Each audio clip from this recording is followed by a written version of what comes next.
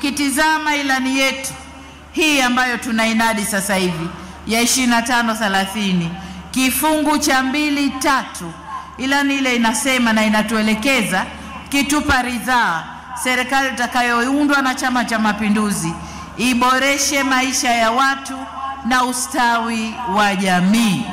Ina maana inatuelekeza tuendelee kufanya kazi kwa kasi kubwa kwenye sekta hizi za maendeleo ya jamii. Nataka niwahakikishie wale wote ambao umeme haujafika, huduma za afya hazijafika au ziko mbali, elimu shule ziko mbali na wao, maji hayajafika, wote tunakwenda kufanya kazi kwa kasi sana, na tuhakikishe kila mwana Manyara yuko karibu na huduma hizo au anafikiwa na huduma hizo. Kwa yale maombi yote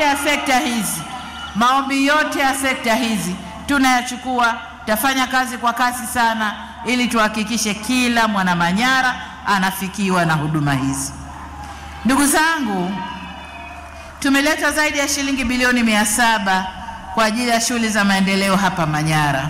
na hizi ni nje na ile miradi ya kitaifa, na mengi yamefanyika kama ilivyoelezwa na walionitangulia kusema,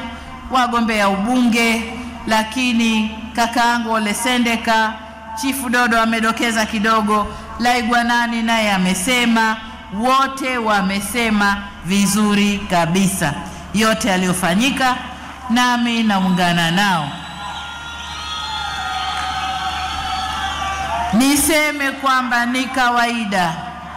ni kawaida maendeleo yanapopatikana,